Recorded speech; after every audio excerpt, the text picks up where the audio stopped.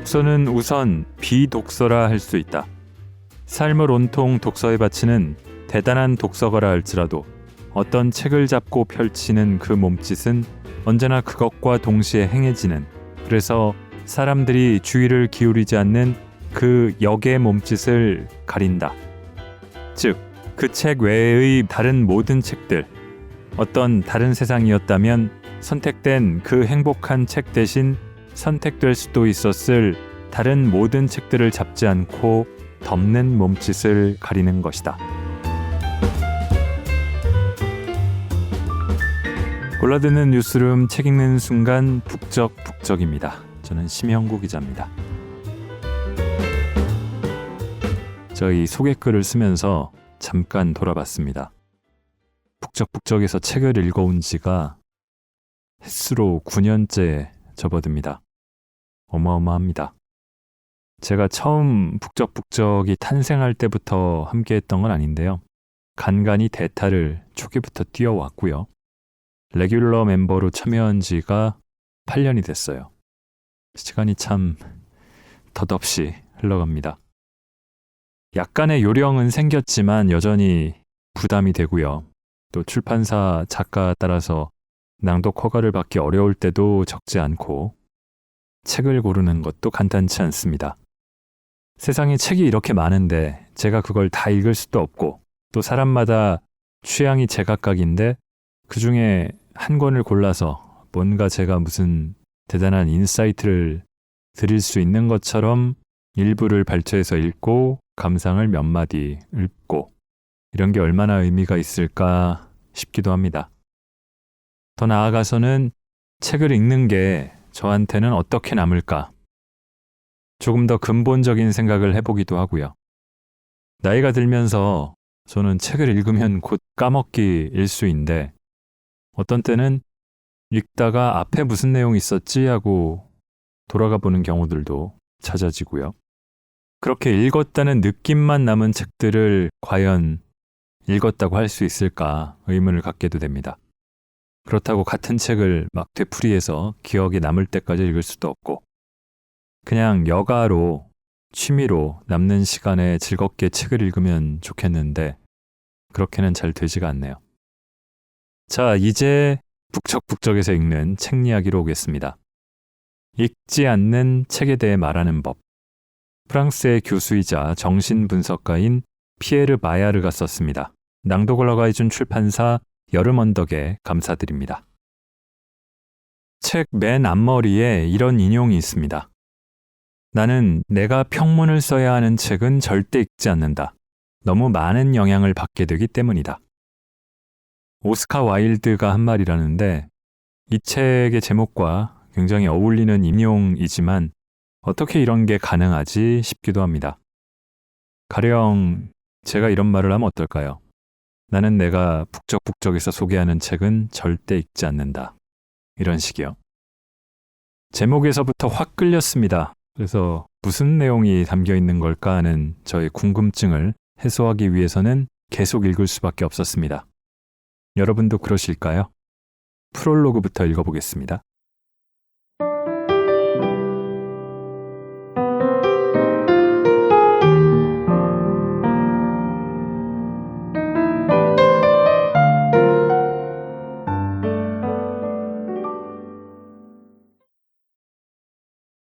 책이라곤 거의 읽지 않는 환경에 태어나서 독서에 그다지 취미를 들이지 못했고 독서할 시간도 별로 없었던 나는 살면서 겪게 되는 이런저런 사정에 엮여 읽지 않은 책에 대해 말할 수밖에 없는 곤란한 상황에 처한 경우가 자주 있었다. 대학에서 문학을 강의하는 처지이기에 사실 나는 이런저런 책들에 대한 이야기를 하지 않을 수 없는데, 그 책들은 대부분 내가 펼쳐보지도 않은 책들이다. 나의 이야기를 듣는 학생들도 대부분 나와 비슷한 처지지만 내가 언급하는 책을 읽은 학생이 단 한 명이라도 있으면 나의 수업은 그것에 영향을 받게 되고 언제라도 나는 곤란한 지경에 처하게 될 위험을 감수하게 된다. 게다가 나는 내가 쓰는 책이나 논문들, 주로 다른 사람들이 쓴 글들을 대상으로 하는, 여기서도 어김없이 이런저런 간행물들을 설명해야 하는 상황에 놓이게 된다. 이 경우는 더욱더 곤란하다. 구두로 하는 경우는 부정확한 진술도 큰 문제가 되지 않을 수 있지만 글로 하는 논평은 흔적이 남아 진위 여부를 검증받게 되기 때문이다. 나로서는 너무나 익숙한 이런 상황들 때문에 사람들에게 비록 진정한 교훈까지는 아니더라도 적어도 비독서자로서 겪어온 깊은 체험을 전하고 이 금기시되는 주제에 대한 성찰, 이런 성찰은 여러 가지 금기들 때문에 아직도 불가능한 경우가 많다. 이런 성찰을 불러일으키기에 바로 나 같은 사람이 적임자라는 느낌을 갖고 있다. 사실 자신의 그런 경험을 전하는 일은 상당한 용기가 없이는 불가능한데 비독서의 좋은 점을 자랑하는 텍스트를 거의 찾아볼 수 없다는 사실이 그런 점에서 그리 놀라운 일은 아니다. 이제 살펴보겠지만 비독서는 이 문제를 정면으로 대하지 못하게 하는 일련의 내면화된 두려움에 부닥치게 하며 그 두려움들 가운데 적어도 3가지가 결정적인 작용을 하는 것 같다. 첫 번째 두려움은 독서의 의무라고 이름 지을 수 있을 것 같다. 우리는 독서가 신성시되는 사회 속에서 살고 있다.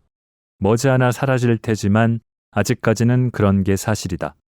특히 일정 수의 모범적 텍스트들이 그런 신성시의 대상, 물론 그런 텍스트들의 리스트는 분야에 따라 다르다. 그런 대상이 되는데 그런 책들을 읽지 않는다는 것은 금기이며 이를 어기면 눈총을 받게 된다. 두 번째 두려움은 정독해야 할 의무라고 불릴 수 있는데 이는 첫 번째와 비슷하면서도 다르다. 읽지 않는 것도 눈총을 받지만 후딱 읽어치우거나 대충 읽어버리는 것, 특히 그렇게 읽었다고 말하는 건 역시 그에 못지않게 눈총의 대상이 된다. 그래서 대학에서 문학을 강의하는 사람들로서는 프루스트의 작품을 정독하지 않고 대충 읽어보기만 했다는 사실을 인정하는 것, 강의자들 대부분이 그런 경우임에도 불구하고 그런 것은 생각조차 하기 어려운 일이 된다. 세 번째 두려움은 책들에 관한 담론과 관계된다. 우리의 문화는 우리가 어떤 책을 읽는 것은 그 책에 대해 어느 정도 정확하게 이야기하기 위해서임을 암묵적으로 전제하고 있다. 한데 내가 경험해본 바로 우리는 읽지 않은 책에 대해서도 얼마든지 누군가와 열정적인 대화를 나눌 수 있다. 대화 상대 역시 그 책을 읽지 않았더라도 말이다. 앞으로 점차 보게 되겠지만 경우에 따라 심지어 어떤 책에 대해 정확하게 말하기 위해서는 그 책을 통독하지 않거나 아예 펼쳐보지도 않는 편이 바람직할 수도 있다. 아닌 게 아니라 나는 어떤 책에 대해 말하거나 평문을 쓰고자 하는 사람의 경우 그의 책 읽기에 어떤 위험들이 들러붙는지를 부단히 강조해 나갈 것이다. 여러 가지 의무와 금기로 우리를 구속하는 이러한 시스템은 결국 독서에 대한 전반적인 위선을 낳게 된다. 나는 우리의 사생활에서 돈과 섹스의 영역을 제외하고 독서의 영역보다 더 확실한 정보를 얻기 힘든 영역도 없을 거라고 생각한다. 독서를 업으로 하는 사람들의 사회에서는 책이 중요한 위치를 차지하고 있기 때문에 그래서 더욱 내가 방금 언급한 그 3중의 제약으로 인해 거짓이 일반화되어 있다. 나 자신도 책을 별로 읽지 않은 사람이지만 어떤 책들, 이번에도 프루스트의 책들을 염두에 두고 하는 말이다. 어떤 책들에 대해서는 그래도 좀 아는 편이어서 동료들과 대화를 나눌 때 그들이 진실을 말하고 있는지 아닌지 정도는 충분히 짐작이 가고 진실이 드물다는 것도 잘 안다. 이는 다른 사람들을 기만하는 일이기도 하지만 무엇보다 자기 자신을 기만하는 일인데 이따금 우리는 자신이 속한 사회에서 중요하게 꼽는 어떤 책을 읽지 않았다는 사실을 스스로에게 인정하는 것도 상당히 어려워하고 있다. 또한 다른 영역에서들과 마찬가지로 이 영역에서도 과거라는 것을 재구성하여 우리의 바람에 보다 적합한 형태로 만드는 우리의 능력이 그만큼 대단한 거라고도 할 수 있겠다. 책 얘기를 꺼내는 즉시 자리 잡는 이 일반화된 거짓은 비독서를 짓누르고 있는 터부의 이면으로서 그 밑바탕에는 유년 시절부터 우리를 괴롭혀온 오랜 고뇌가 자리 잡고 있다. 그러므로 어떤 책들을 읽지 않았다는 고백이 이야기하는 그 무의식적 죄책감을 분석하지 않고 이런 상황에서 무사히 빠져나가기를 바랄 수는 없을 것이다. 이 책은 바로 그런 죄책감을 조금이나마 덜고자 하는 의도에서 쓰였다. 읽지 않은 책들에 대해 성찰하고 사람들이 책을 읽지 않고 하는 말들에 대해 성찰하는 일이 어려운 것은 책을 읽지 않았다는 이 비독서라는 개념이 불분명하고, 그래서 어떤 이가 어떤 책을 읽었다고 주장할 때 그것이 거짓말인지 아닌지 파악이 쉽지 않은 경우가 종종 있기 때문이다. 아닌 게 아니라 이 비독서라는 개념은 읽는 것과 읽지 않는 것, 이 양자를 분명히 구분할 수 있어야 성립되지만, 사실 우리가 텍스트를 만나는 다양한 형태들은 대부분 둘 중 어느 쪽도 아닌 둘 사이에 자리 잡고 있다. 주의 깊게 읽은 책과 한 번도 손에 잡아본 적이 없는, 얘기조차 들어본 적이 없는 책 사이에는 여러 수준의 독서가 있으며 이에 관해서는 세밀하게 검토해보는 게 좋을 것이다. 그러므로 소위 책을 읽었다고 하는 경우 사람들이 독서라는 말을 정확히 어떤 뜻으로 사용하는지에 관심을 갖는 게 중요하다. 사실 이 독서라는 말은 아주 상이한 여러 가지 의미로 쓰일 수 있다. 반대로 분명히 읽지 않은 책이라고 해서 그 책들이 우리에게 이런저런 영향을 미치지 않는 것은 아니다. 그런 책들도 메아리를 통해 우리에게 영향을 미친다. 독서와 비독서 사이의 이 불확실한 경계로 인해 나는 책을 접하는 우리의 방식을 전반적으로 고찰하지 않을 수 없다. 그래서 나는 이 탐구에서 의사소통이 곤란한 상황에서 벗어나게 해줄 테크닉들을 규명하는 데 그치지 않고, 그런 상황들의 분석을 통해 진정한 독서 이론의 요소들을 개발하는 데까지 나아가 볼 생각이다.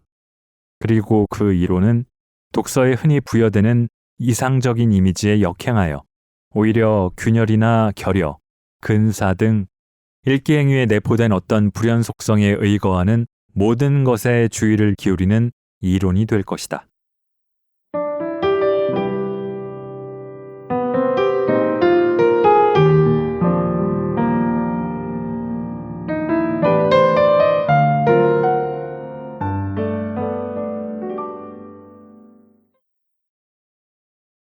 이 책에서 인용하는 책들에 대한 약어 설명이 이 프롤로그 앞에 나옵니다. UB는 unknown book, 전혀 접해보지 못한 책이고요. SB는 skimmed book, 대충 뒤적거려 본 책. HB는 heard book, 다른 사람들의 이야기를 듣고 알게 된 책. FB는 forgotten book, 읽었지만 내용을 잊어버린 책. 이렇게 분류를 했는데요. 각 약어에 대한 설명을 1부에서 4개의 장에 걸쳐서 전하고 있습니다. 점점 더 궁금해지시나요? 이 중에서 전혀 접해보지 못한 책, unknown book에 대한 장을 읽어보겠습니다.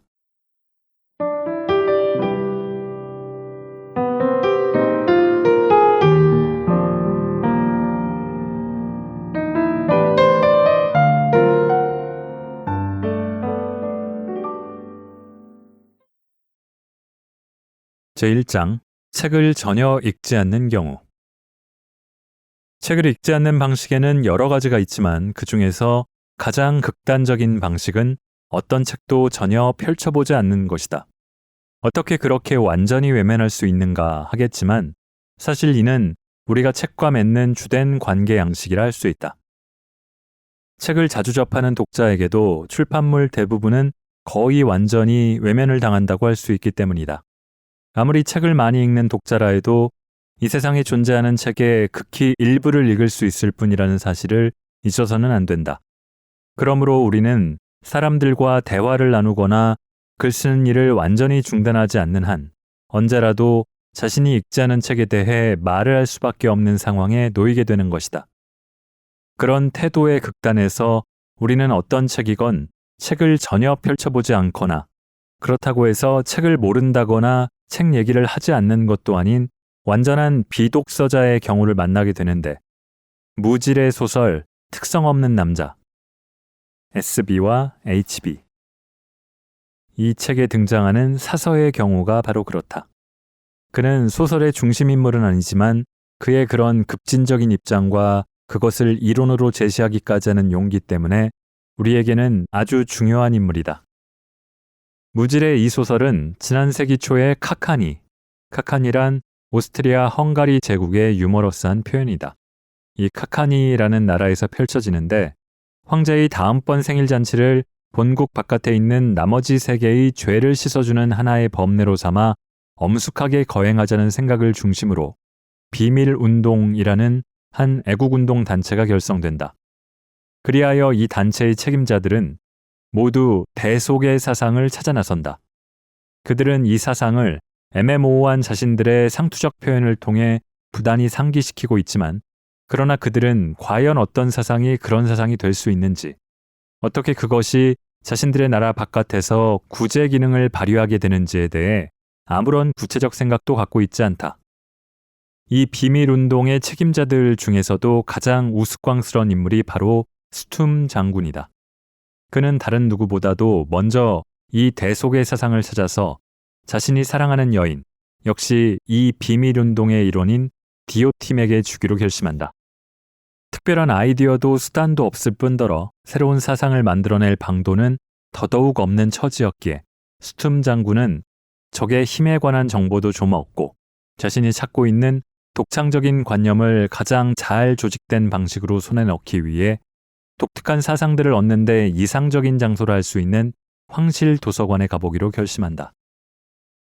이 도서관 방문은 책들에 별로 익숙하지 않은 이 인물을 엄청난 고민 속에 빠뜨린다. 군인으로서 부하들을 지배하는 데만 익숙한 그가 돌연 완전히 파악할 수도 없을 뿐더러 그에게 어떤 지표도 제공해주지 않는 방대한 지식과 대면한 것이다. 우리는 그 거대한 도서 보관소의 진열대들 사이를 돌아다녔네. 그러나 자네에게 분명히 말하지만 나에게는 그리 놀라운 광경은 아니었다네. 그 도서 진열대들은 수비군 사열식보다 더 놀라울 게 없었지. 하지만 어느 순간부터 머릿속으로 셈을 해본 뒤 나는 아주 뜻밖의 결과를 얻었다네. 사실 거기에 들어서기 전에 나는 이렇게 생각했네. 만약 내가 하루에 책을 한 권씩 읽어나간다면, 물론 그로 인해 많이 구속을 받게 되긴 하겠지만 언젠가는 책들을 모조리 섭렵하게 될 것이고, 그렇게 되면 지성계에 모종의 입지를 마련할 수 있을 거라고 말일세. 어쩌다가 하루씩 독서를 거르는 일이 있더라도 말이야. 한데 우리의 산책이 한없이 길어지기에 사서에게 도대체 이 터무니없이 큰 도서관에 책이 몇 권이나 있느냐고 물어봤을 때 그가 뭐라고 대답했는지 아는가? 자그만치 350만 권이라는 거야. 그가 그렇게 대답했을 때 우린 겨우 70만 분의 1에 해당하는 책들을 둘러본 참이었지. 그의 대답을 듣고 나는 셈을 그만두어 버렸다네. 다른 자세한 얘기는 하지 않겠네. 정부 청사로 돌아온 나는 종이와 연필을 들고 다시 한번 계산을 해보았지. 내가 생각한 방식대로 한다면 1만 년은 걸려야 목표를 달성할 수 있겠더군.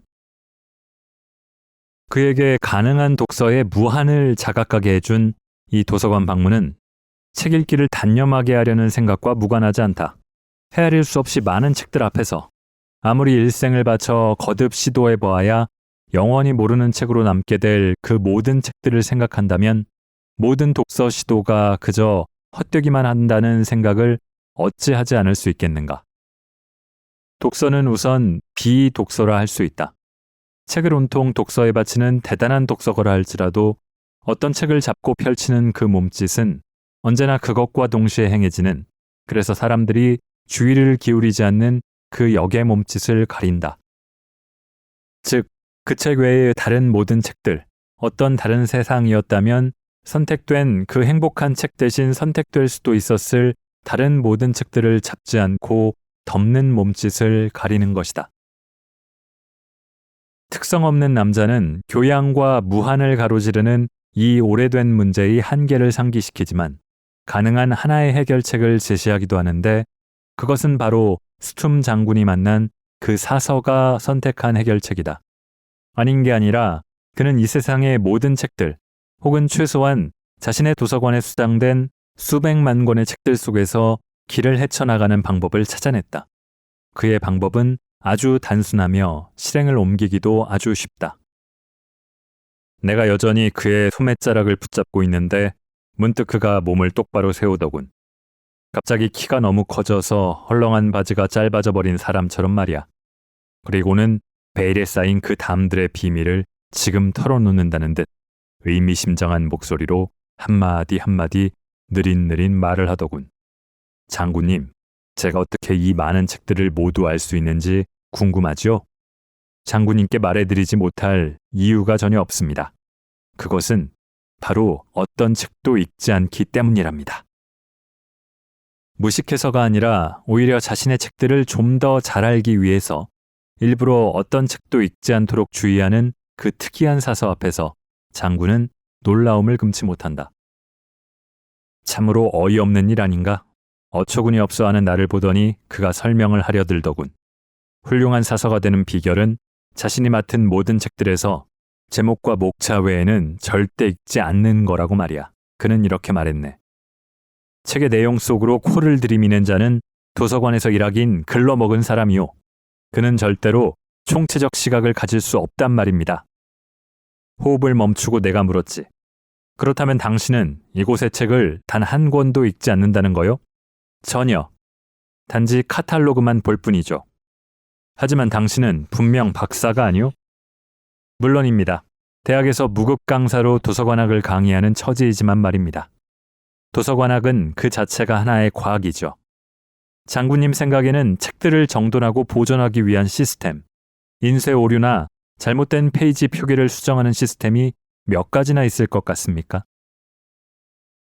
이렇듯 무질의 이 사서는 책 속으로 들어가는 걸 삼가지만 우리가 짐작하듯 책에 무관심한 사람이 결코 아니며 책을 적대시하는 사람은 더더욱 아니다. 그가 신중한 태도로 책 주변에만 머무르는 것은 오히려 모든 책들을 사랑해서요. 그 책들 중 어느 한 책에 너무 관심을 기울이면 다른 책들을 소홀히 하게 되는 결과가 되는 걸 두려워해서인 것이다. 무질의 이 사서가 내게 현명한 사람으로 여겨지는 까닭은 그의 그 총체적 시각이란 관념 때문인데 나는 그가 도서관에 대해 말한 것을 문화 전체에 응용해 보고 싶다.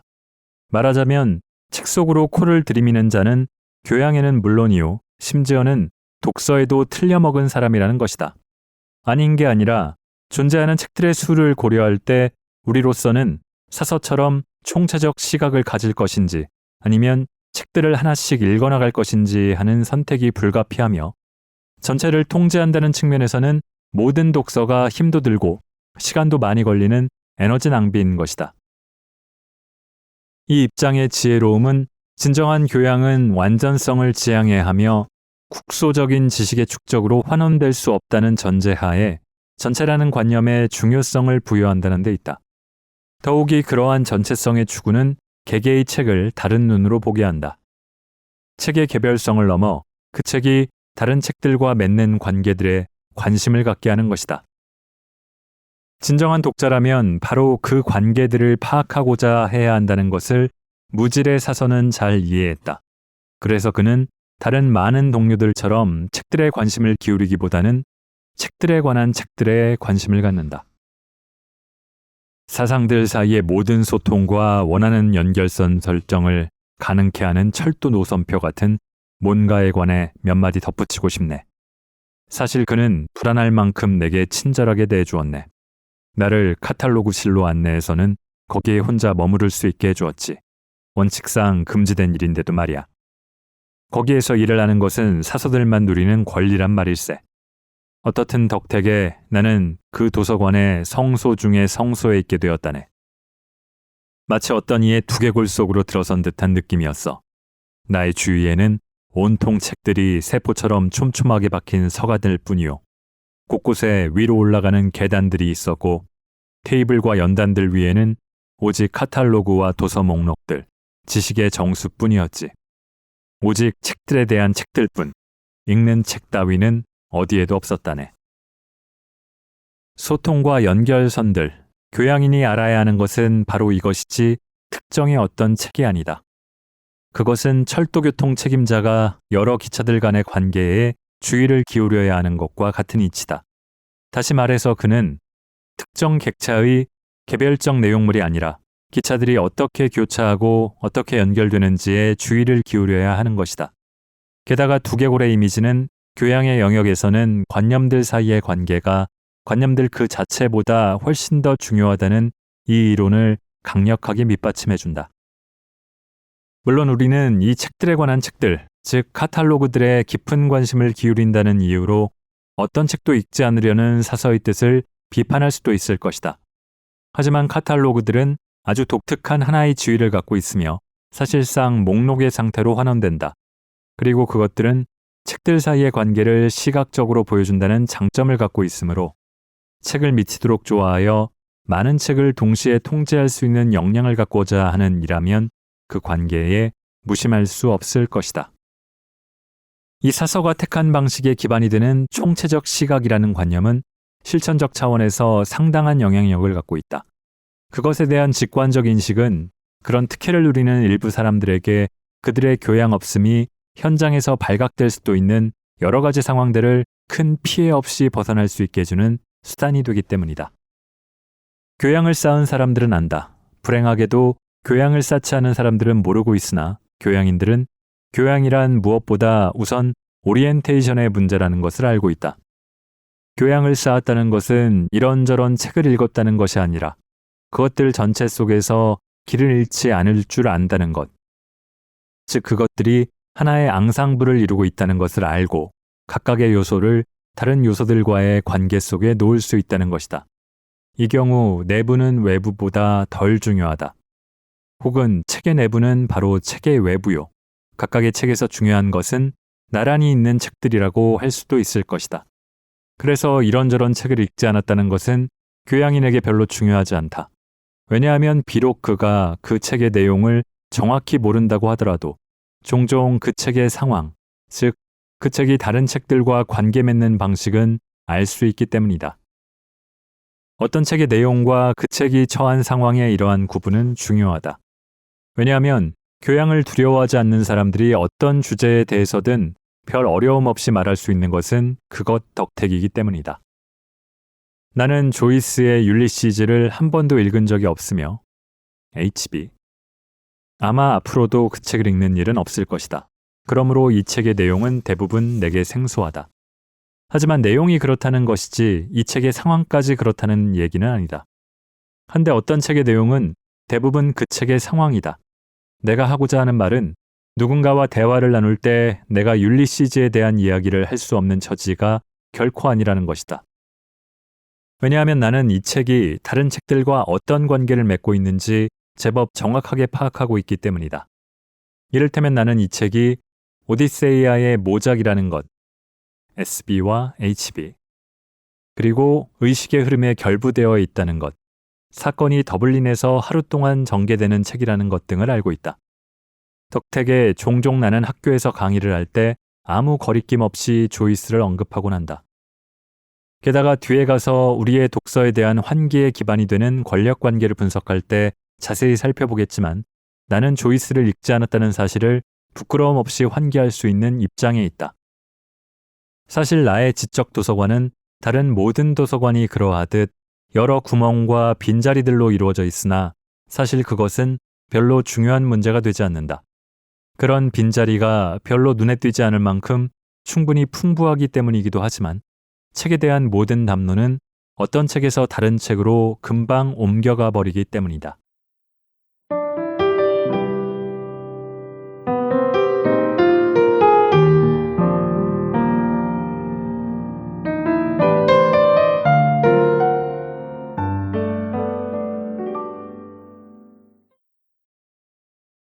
자, 어떠신가요?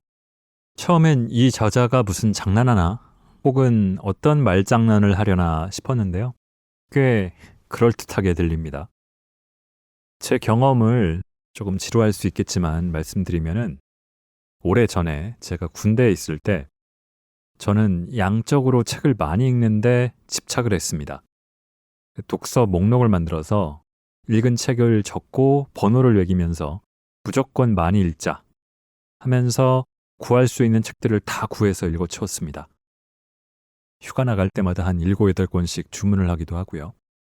그렇게 해서 군 생활을 끝낼 때 제가 책 400권 읽은 걸 완성을 했는데 30개월, 900일 조금 넘는 시간 군 생활을 하면서 훈련소와 입영 시절 5개월을 빼면은 제가 있던 부대의 이상하고 특이한 내규가 1병 이상만 책을 읽을 수 있다는 거였거든요.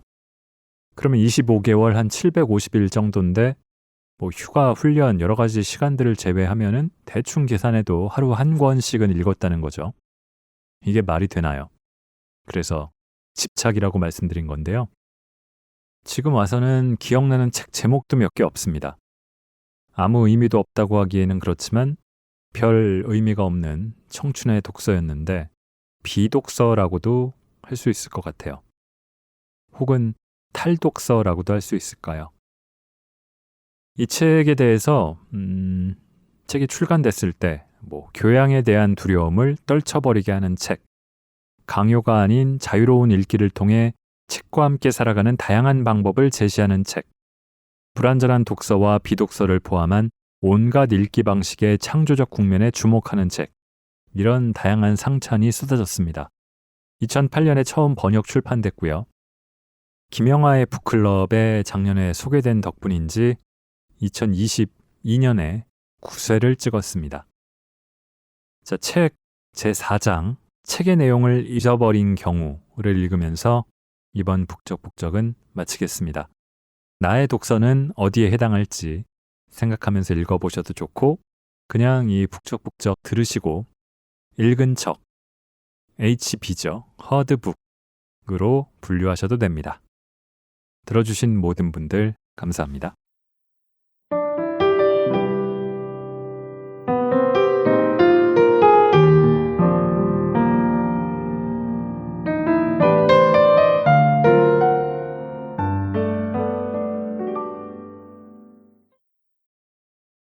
사장, 책의 내용을 잊어버린 경우. 책을 읽어나가는 중에도 이미 나는 앞에서 읽은 것을 망각하기 시작하는데 이는 피할 수 없는 과정이다. 이 과정은 마치 내가 그 책을 읽지 않은 것처럼 되어버리는 순간까지, 즉 다시 비독자가 되어버리는 순간까지 연장된다. 그렇게 될 줄 미리 알았다면 차라리 처음부터 그냥 비독자로 머무는 편이 나았을 걸 하는 생각이 들 법도 하다. 그렇다면 어떤 책을 읽었다고 말하는 것은 무엇보다도 환유라 할 수 있다. 많건 적건 언제나 우리는 책의 일부분을 읽었을 뿐이기 때문이다. 물론 그 일부 역시 일정 시간이 지나면 사라지게 된다. 그러므로 우리는 우리 자신이나 다른 사람들과 책에 대해 대화를 한다기보다는 당면 상황에 따라 다시 손질된 불명확한 기억들에 대해 대화를 하는 것이라 할 수 있을 것이다. 어떤 독자도 이 망각의 과정으로부터 자유로울 수 없다. 그것은 아무리 대단한 독서가라도 마찬가지다. 예를 들면 몽테뉴도 바로 그러한데, 흔히 사람들은 몽테뉴 하면 고대 문화와 도서관들을 연상시키지만, 그러나 그는 훗날의 발레리를 예고하는 솔직한 언사로 큰 부담감 없이 자신을 건망증 심한 독자로 소개한다. 기억력의 결함이라는 문제는 물론 수상록의 가장 유명한 테마라 할 수는 없지만 이 책에 집요하게 등장하는 테마인 것은 분명하다. 몽테뉴는 이 문제와 이로 인한 불유쾌한 일들에 대해 불평을 끊임없이 늘어놓는다. 그는 뭘 찾아보려고 서재로 가다가 자신이 서재에 가는 이유를 잊어버리는 경우가 허다하다고 말한다. 뭔가에 대해 말을 할 때는 생각의 끈을 놓치게 될까봐 장황한 담론을 피하지 않을 수 없었다. 또한 고유명사를 기억에 담아둘 수가 없어서 하인들을 그들의 직책이나 고향으로 부르기도 했다. 문제가 어느 정도로 심각했는가 하면 몽테뉴는 끊임없이 정체성의 위기를 느끼다가 가끔씩은 그 자신의 이름마저 잊어버리면 어쩌나 염려하면서 정말로 그런 일이 닥쳤을 때 어떻게 일상생활을 영위해 나가야 할지 자문할 정도였다. 그가 이전에 경험한 망각들의 논리상 그런 일이 불가피하게 닥쳐오리라 여겼던 것이다. 기억력의 이러한 전반적인 결함은 물론 읽은 책들에도 영향을 미치며 자신이 쓰는 책의 첫 장을 시작하면서부터 몽테뉴는 독서의 흔적을 간직하는 데 따르는 어려움을 솔직하게 인정한다.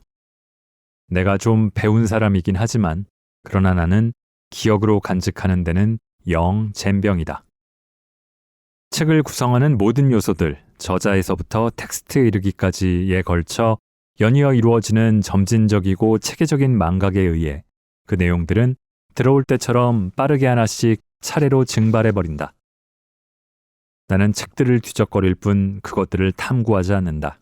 거기에서 뭔가 남는 것이 있다면 나는 그것을 더 이상 다른 사람의 것으로 여기지 않는다. 나의 판단에 도움이 된 것은 단지 바로 그것, 즉 판단에 영향을 준 그 담론들과 상상력들이다.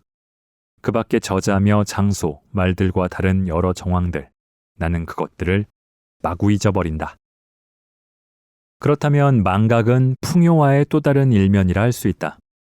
몽테뉴가 읽은 것을 서둘러 까먹는 것은 그것을 제 것으로 만들기 때문이다.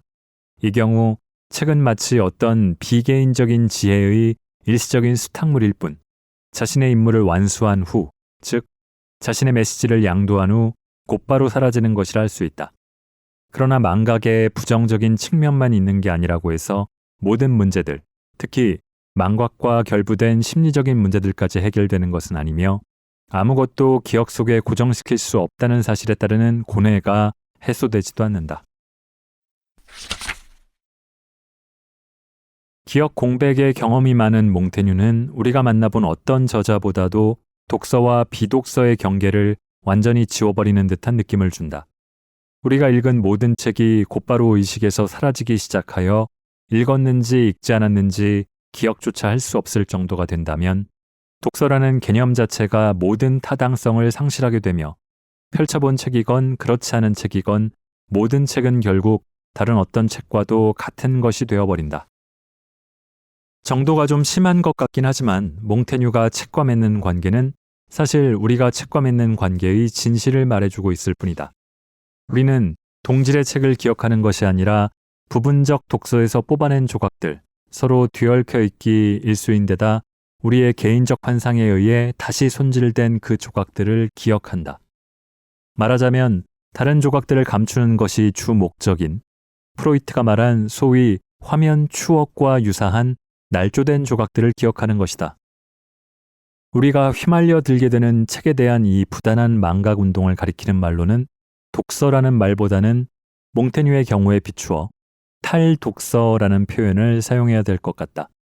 이 망각 운동은 종종 제목이나 아니면 개략적인 몇 쪽의 내용으로 책을 축소시키는 소멸 운동인 동시에 또한 책을 우리 의식의 표층에서 미끄러지는 모호한 그림자로 탈바꿈시키는 지시 기능 방해 운동이기도 하다. 책들이 단지 지식에만 관계된 것이 아니라 기억 상실, 즉 정체성의 상실과도 관계된 것이라는 사실은 독서에 관한 모든 고찰에서 반드시 고려되어야 할 요소다. 이 요소를 고려하지 않으면 텍스트 접촉의 긍정적이고 축적적인 측면만 헤아리게 될 것이다. 읽는다는 것은 단지 지식을 얻는 것이 아니라 망각하는 것이기도 하다. 말하자면 우리의 내면에서 이루어지는 우리 자신에 대한 망각과 대면하는 것이기도 한 것이다. 몽테뉴의 글들에서 드러나는 독서 주체의 이미지는 자기 자신을 확신하는 단일화된 주체가 아니라 자신이 알아볼 수 없는 텍스트 조각들 사이에서 방황하는 불확실한 존재다. 자신의 것과 다른 사람의 것을 구분할 수 없기에 책들과의 만남에서 자기 자신의 광기와 대면할 수도 있는 그런 끔찍한 상황들에 직면하게 되는 존재인 것이다. 아주 고통스러운 경험이긴 하지만 그러나 몽테뉴의 경험은 교양에 대해 도달 불가능한 이상적인 이미지를 품고 있는 모든 이들을 안심시켜주는 유익한 결과를 낼 수도 있다. 무엇보다 우선 우리가 가끔씩 책에 관한 대화를 나누는 사람들은 누구나 몽테뉴처럼 본의 아닌 비독자일 수밖에 없다는 사실을 명심하는 것이 중요하다. 제 아무리 성실한 독자라 하더라도 말이다.